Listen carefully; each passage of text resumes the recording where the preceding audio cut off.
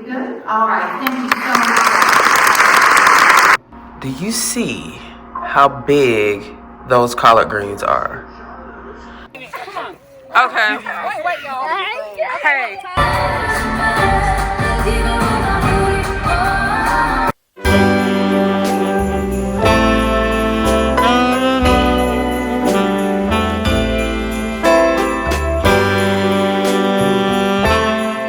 Good morning, fam. I know it's been a minute since our last video. I believe we posted our last video a few weeks ago.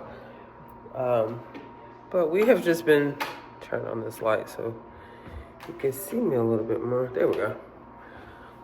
We've just been busy, just living our lives.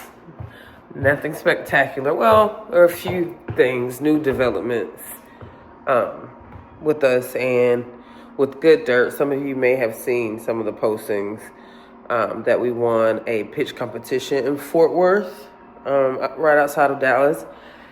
And that was pretty cool. I'll probably tag a video or some content or something so that you guys can see a snippet of it. Y'all won't believe I literally lost my voice 2 days ago leading up into this competition. So I'm just thankful to be able to speak today. We're going live in about an hour, pitching here in Fort Worth at the EO Sierra Foundation pitch competition.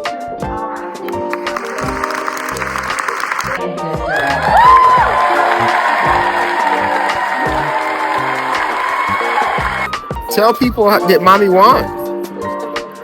Mommy won. How much did she win? She won $5 and $15. What's that? $10. No. What? 20,000. You guys speaking to you. So she won $20,000. Yeah, she did. So can I buy everything I want? No, it's for the business, buddy. Oh. It's just really cool to have the Texas community uplift us and recognize the cool things that Mario and I have been working on. But now it's the holidays and we've been traveling and just getting ready to eat some food. We're visiting family and I am getting ready to start with my Thanksgiving meal. Mario is working. Kohan is actually hanging out with my sister and my nephew, doing their thing. He stayed the night. They did a little sleepover, so that gave us a break, a much needed break. But yeah, this morning I'm gonna cook some breakfast. Let me show y'all just the organization of the entire situation, what's going on right now. But let me show y'all. Okay, so the usual Southern ingredients, as you all may know, to make stuff like dressing, your cream of soups, and all those good things, and a bunch of seasonings that I have to make. I'm actually doing dressing, macaroni. I'm gonna do a pan of dressing. My mom's making dressing too, but I'm gonna do a pan of dressing just for my little small crew. And then we have, I love to do this mushroom rice, and it's Asian inspired, so I have things to make that, and a little miso paste I put into that with some green onions. Mario absolutely loves it. I cook it every Thanksgiving, so I'm gonna do that. My stock for my dressing, I'm also doing lamb, a honey glazed lamb. I'm thinking I'm gonna do honey glazed, but now I'm thinking it's gonna be more of a garlic rosemary type of thing. And that's just like my process. I'll think that I'm going to do one thing, literally buy ingredients for it, and then change my mind. Yeah, don't judge me. Macaroni and cheese, all that good stuff. But this is something that I wanted to show y'all. Do you see how big those collard greens are? And not only are they huge, they were sold in a bundle. Like, this is one bundle. As you can see, it's like technically in the store, one of these would be considered a bundle. But the farm that I went to, and I'll be sure to tag them in the description. Just shout out to them because the farmer out there was just like so responsive. I was scrambling looking for a farm to connect with locally because you know that's just what we do everywhere we go. We try to connect with the farming community first before resulting to going to the store. Obviously, there's going to be some things that you're gonna eventually buy from the store. That's just the nature of society. Like some things you can't get at the farmer's market or with the farmer. But he was just so accommodating. He made sure he had fresh greens picked that morning, which would have been yesterday morning, for me. Well, for folks to come by. But I specifically was like, I want to get the freshest that you have that morning. And so like he made arrangements for that. I wanted squash. So I ended up actually getting squash from because he literally had like one squash. So I ended up getting that from the grocery store. He had these really, I'll show y'all, huge onions. Oh my God. And his entire farm is pesticides free. He has bees and stuff like that. So no contamination with the bees and pollination and stuff. So like his whole setup is like pesticides free, organic and everything like that. So yeah, so these, before I lose my train of thought. So one bundle is both of these combined. And you won't believe he sells these, technically two bundles, which equates to his one for $5. And if you buy two, it's $9. So I bought two. I got both of these for $9. I don't know what they're going for in the grocery stores. I'll tag the price, but I don't believe the prices are that good. Not only that, I don't really know where they're coming from in the store. Sometimes they have tags that say, hey, this came from a certain country, or if the store is doing kind of a collaboration with local farms, it will say like where the farm, like where the farm that they got the stuff from. But like with greens, it's just like hit or miss. And especially around this time, like it's hard to even find greens this late in the game. Like good luck. So, a little just side note, if you are having problems finding turnips, collard greens, literally any type of green, especially around the holidays, whether that be Thanksgiving, Christmas, or just you want to cook greens on a Sunday, even a Sunday morning, or you like collard greens, or you like turnip greens, it really doesn't have to be an occasion. I love them. Mario hates them. I don't really know how you hate collard greens, and also be from the South. But he does. But anyway, so if you are looking for those and you cannot find them in the store, find a local farmer. You would be surprised that they're growing them and they're wanting to sell them, and the prices are competitive and they're doing stuff the right way. Okay, something else that I bought farm fresh eggs. He also had these were $6 a carton. Yeah, so I literally got eggs. We got the greens, we got these onions. I got some spicy peppers that they actually jar on the farm. What else did I buy at his actual farm and not the grocery store? I think that's it. I feel like I'm missing something. Mario, what all did... Oh, how can I forget? These Florida oranges. I got these. I believe he has some sort of partnership or something with citrus farm or something near or in Florida. And so we got these. Mario loves Florida oranges. He grew up on them, had family in Florida, and it just makes him have some sort of connection with his childhood. And I knew that. And when I saw these Florida oranges, I was like, oh, gotta grab those. And if you know, you know. If you have ever had a Florida orange, it's nothing like it. So we got the oranges. Mario, what else did I get from the farm? I didn't get any honey. It's greens, it's onions. It wasn't dry. I mean, I think the greens took up most of the bag that you took out there. So I think that was about it. Yeah, the green. I literally had my huge Costa Rica bag. And the greens are so big. Where is it? I had this bag at the farm. And the greens are so big, they were just overflowing. So it looked like I had way more than what I really had. But yeah, I had the eggs. I had the bag of oranges. I had the greens. I had this Yeah, the onions, and I had the peppers. And all that was what? Like $30. And I left a tip, so like 30 bucks. Yeah, so that's just an example of just like where you can swapping out everyday things that you all eat and consume with your family for local, farm fresh, pasture raised, organic, biodynamic items in your local community, and you're supporting your local community, right? It's not just about eating well, which is a huge portion of it, but also like supporting your local economy and the folks that are providing food, and it's a very important job. So yeah, so that's what we're gonna be doing today. I'm gonna get some breakfast on, and my kiddo, likely gonna pick him up in a little bit. But yeah, Mario and I are just hanging out and getting ready to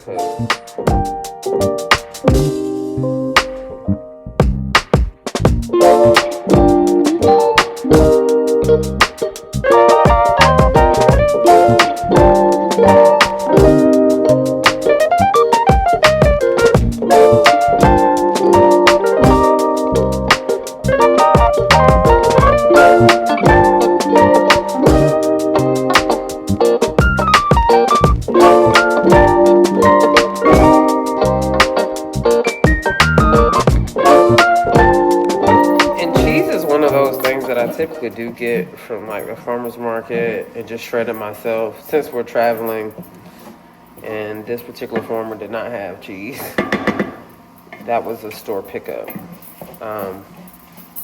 And I definitely can taste the difference. Like the block cheese, especially when you get it farm fresh, is typically like, it just has more moisture. It's more, I don't know, creamy is the word to use. And I don't know the science behind it.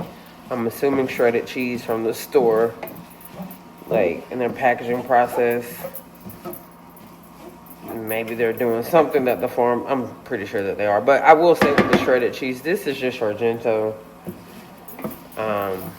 Typically I will try to get something that is like local, but this particular store, that's all they had. So, and that's the thing, like, it's really not about being perfect. It's really about being intentional and incorporating these things into your lives the best you can, but not to the point where like you're obsessing and stressing about it, needing to like swap out every single thing. It's just it's unsustainable. It's unrealistic. It's gonna bring more stress upon you, your household, and it's not necessary. So definitely do your part to try to swap out ingredients where you can that are local, sustainable, fresh, and just again supporting small businesses. But yeah, particularly for cheese, it was just something that I was not able to do.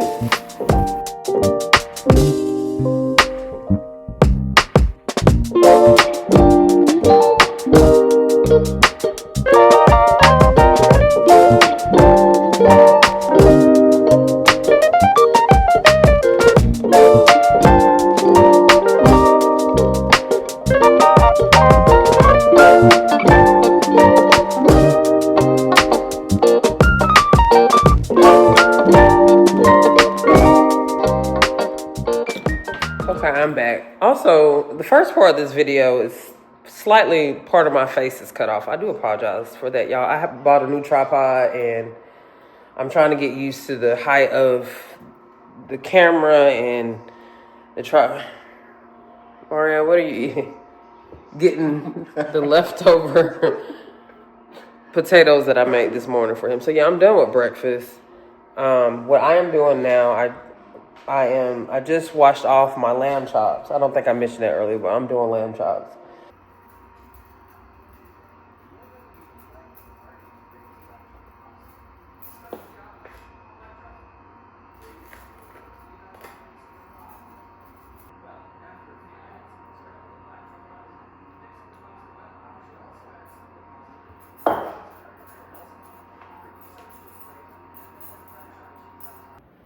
We have the greens.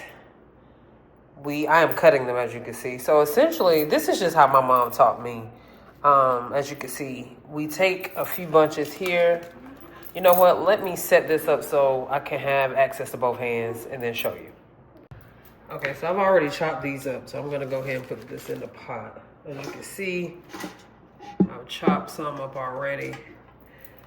And I do leave a little stem on. I know that's kind of controversial, but I love stems. That's where the nutrients are. So you're gonna take you're gonna like stack them on top of each other. Obviously they're all different sizes, that's completely fine, but just as best as you can.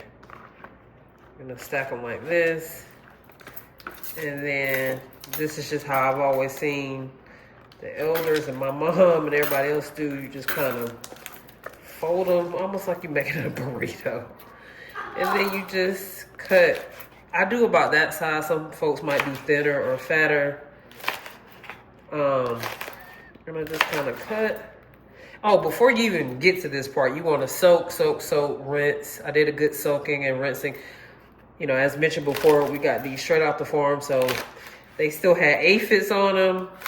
They still had dirt, all that good stuff. You're gonna have bugs, especially if they're organic, because you know bugs is really a good sign because it's pretty much giving you evidence that they haven't sprayed stuff on the plants to kill those things. And I know people are grossed out by them, but it's just, to me, it's just kind of a good indicator that no, you know, funny business has been going on with it. And then, like, for instance, it's not going to be perfect, right? Like, clearly an aphid ate around that. That, again, that is an indicator that these are good. These are, the farmer took really good care of their process and the crops, and there was no funny business going on. This might bother some folks to have like aphids and stuff eating kind of at the plants, but it's completely fine for me. So some folks might want to toss that out. I am completely okay with it. These have been cleaned a few times, rinsed. There is no weirdness going on. So like I said, I do save a little bit of the stem. Some folks might not like that. I am someone who loves the stem. And then like they're going to stew for a while, so the stems are going to soften anyway. And again, it's packed with nutrients. So, you know, vitamin K and all the wonderful vitamins that are in greens. So I'm completely fine with leaving them. But yeah, you're just going to do kind of a chop like that. You can do thinner, fatter, however it works for you.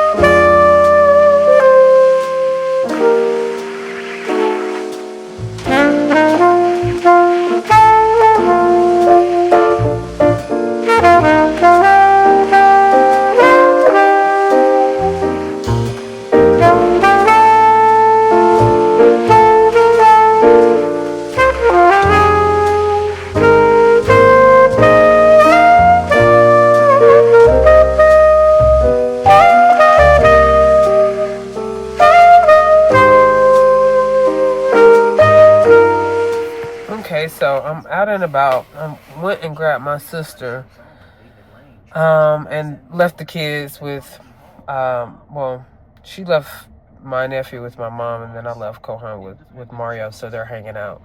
So we essentially left the kids behind, and we came out to do some last minute shopping. I don't know, why is it that folks always wait until the day before Thanksgiving to like try to just do everything in one day? I have honestly have been good about like getting the stuff that I need to cook and all that like days leading up, and then we've been traveling in general, so it's just kind of been hard. But I've been very intentional about doing that way ahead so that I'm not doing it all in one day. But my sister is picking up some stuff, and there are a few items that I do want to grab, but I have been in that situation where it's like literally waiting the day before to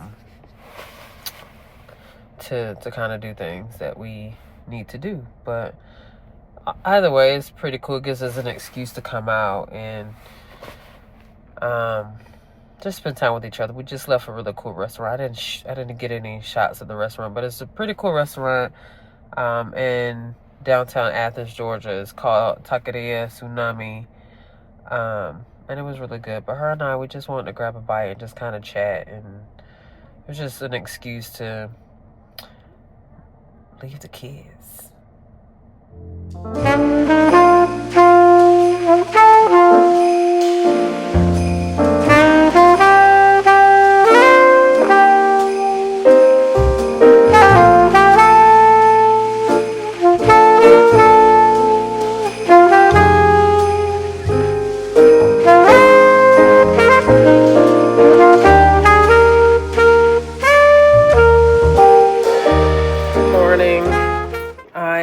Back at it. So I am actually cooking the greens. So last night we cut the greens. This morning I'm cooking the greens, and also I am simultaneously making breakfast for the fam, and then a squash casserole, mac and cheese, and also a pan of dressing. So I'm going to show you all where I'm at right now in terms of the process. So these are the greens. What I did first was just boil the smoked meat. Typically with greens, everyone does it differently. I'm, again, from the South, traditional, rural South. I have never had greens in my family that does not use some sort of smoked meat. That could be ham hock, that could be turkey, that can be turkey wings. I use a turkey leg. Some folks call it turkey short leg. I use a turkey leg. And I boil it. I also use broth. I don't boil my greens in water. Some people do, some people don't. Some people do half and half. I do pure broth. It just adds a layer of flavor. So I boil that leg first in broth and all the seasonings that I use. I like to add a little color to my greens, so I always add. My mom uses a green bell pepper. I always use a red because I just like the color. If you like spice, you can boil a jalapeno. You can boil a chili pepper, a habanero pepper, what is the other pepper, God, that I use when I make rice and peas? No, Caribbean. Scotch bonnet. There we go. Scotch bonnet. Obviously, don't cut it or burst the pepper open, or unless you want it to be really, really spicy. I just want the flavor, so I'll throw in the pepper sometimes. And we have you see all that steam coming off, the cornbread dressing. This year, I've actually never baked my dressing in such a deep pan like this. Typically, I'll do like a pan that's a little bit more thinner, but this is fine. You just when you're doing a thick pan like that, you would want to bake it likely a little bit longer just because it's thicker, but it has a few more minutes. As you can see, kind of the edges are crusting around. You want that. And really the key to getting that is by letting the grease or butter or whatever you're using to get really, really hot. And those folks, if you know, I say that all the time. If you make Southern cornbread, especially in the cast iron skillet, you know that you're going to put some oil in that skillet first, put it in the oven, get it really, really hot, and then you're adding your cornbread batter to that. And then I do the same with the dressing. So I did it with the cornbread to make the dressing. Now with the dressing, I did it again. I added a little bit more. Well, I use avocado oil. You could do butter. You could do half and half, whatever. But I get it really hot, then pour the dressing batter in there. And then that's what is getting you the crustiness around the edges. So it just makes for a really good situation.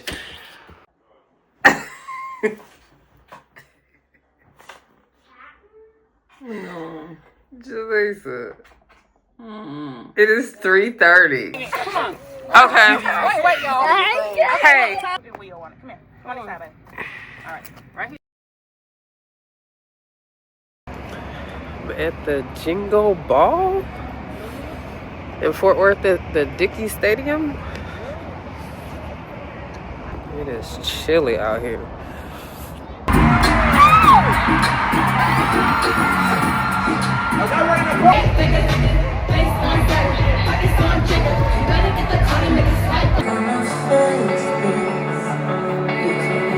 Fix yourself, it was almost too long. There's a mess, 'cause even with my money, that I made you look, I made you look.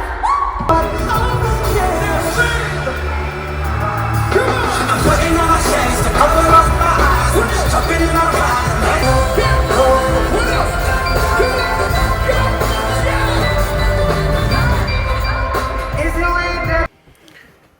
So today is December 6th. I just woke up. Oh my God. Oof.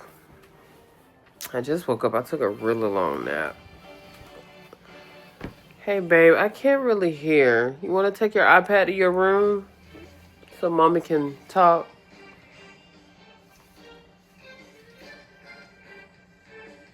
On mommy duties and trying to work. Mario had to step out to go do some work and pick up some packages. But, oh my God, I am beat. Yeah. Level 18. Right now I'm getting with my accountant. I'm just like sharing like some of the things that like entrepreneurs literally are going to. I'm parenting right now. My kid is literally up under me. It's Friday, but I got to get this email out. And then I'm going to shut it down because it's like December is the holidays. It's so much stuff that I need to do on like a personal level. And that's like really what I talk about in terms of like being mindful and like living in intentional, like where you can. Like right now I'm knee deep in raising money for my company. So like I have to get with my accountants to answer some questions that some investors have, getting our financials together. So that like when Monday comes, because I know tomorrow I'm not doing any work. We're gonna go get a Christmas tree. I'm spending time with family and like I can't. And I'm not. And so with that being said, I'm working later today so that I can do that. It's just that since we're such a new business, literally like officially launching this year, a lot of this stuff I did myself. And I did the best I could, right? Like that's the thing with entrepreneurship. Like you're wearing so many different hats. Like you're the accountant, you're the legal person, which you probably shouldn't be. But like some of the things that you just find yourself doing, right? I mean, now you got ChatGPT and all these other things that can kind of help you through some of it. But like for legal and accountant help, like when you get the coins, those are like the two folks you need to bring on like immediately. So I lucked out. I have a really good attorney and she has helped tremendously through this process. But like, I think what I'm doing right now is like facilitating the back and the forth with my sales team, my accountant, and my, really my sales team and my accountant. Because like my sales team is like, we're working together on the strategy. Like, how, the amount of doors that we want to be in terms of retail, like our D2C strategy, all these things pertaining to like how we're generating revenue, right? And being really intentional about that, because I have been very thoughtful up until this point, and I'm gonna continue to be on like our placements and like what we're like just making sure like we're not growing too fast. So like that's the thing when you're in CPG, like especially when you have a good product, an interesting product, you're going to have, oh, this retailer wants to talk. Oh, this retailer, like I literally had to turn down a potential partnership with a really big retailer because we're not capitalized like we really should be right now to be able to pull the trigger on something like that. And I don't want to burn bridges. I don't want to like create bad relationships with retailers and brokers and distributors because like, I just want to be on the shelf, right? Like, no. Like, I want to be very methodical and strategic in how we place our products and the relationships that we're building. But one opportunity that has come across that I think it is a good partner for our products to be in, and it's not too aggressive where it's like, oh, okay, inventory and we're trying to fundraise and oh my God, like I needed this money like last week. Although that is kind of the case right now. But it is one where we can supply the retailer until those things are in place. And I have confidence and I have faith that it is all going to work out. But as I was mentioning earlier, investors want their financial documentation. So like if any of you are trying to raise money for your business, whether that be product-based business, service-based business, whatever-based business, just as soon as you can, hire a CFO, a fractional CFO, or just an accounting service in general.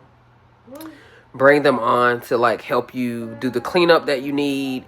For us, like we had to do although we've only been in business for 1 year, there was some cleanup that needed to really be done in terms of transactions and all those, just to like we'll make sure we're categorizing things correctly. And then from there, make sure that you're having your financial documents. Like this is cash flow documents, P&Ls, all these things. Which for us is a little bit easier because, like I said, we've only been generating revenue this year. So it's not as big of an undertaking as I can imagine. Like you've been in business for 5 or 10 years and needing to do a cleanup. Oh, just thinking about that, it's just making my head spin. But that's not the case for us right now. So like I'm wanting to do this. I'm wanting to go through all the hard processes early on, and building out processes early on so that later on down the road, like we don't really, and that's not to say that we won't like hit roadblocks and like need to do things with our team, but like I'm just doing what I can, right? Like as a founder, as someone who's leading the company, I'm doing what I can. I'm not leaving any stones unturned in terms of compliance, financials, legal stuff. It's just an area I don't want to play with. So yeah, I got to nap in because I was just so beat. Like yesterday, it was more of this. We traveled for the holiday, so like I haven't even unpacked, y'all. Like as soon as I got back to Texas, I got back on the road because I had an investor meeting, and then I went to the Jingle Ball concert. And I literally took the luggage that I had when we went traveling with me to Dallas. Because I was like, oh, what's the point of unpacking when I'm just going to need to... It was literally like, oh, I still have... Good thing I washed clothes before we left from Georgia. So the clothes were clean. I was like, oh, what's the point of unpacking? I'll just take this really big, gigantic suitcase with me on a day trip. And my cousin was like, because I met her for the Jingle Ball concert. She was like, are you staying longer than... I was like, no, it's just a day trip. But I didn't want to unpack all this stuff. So now I do have to unpack it. So, yeah, it's just... I know. So, yeah, I'm just going to finish up here. Spend some time with the kiddo because it is getting late and I need to figure out dinner. And I'll check back in with you all next time. Bye.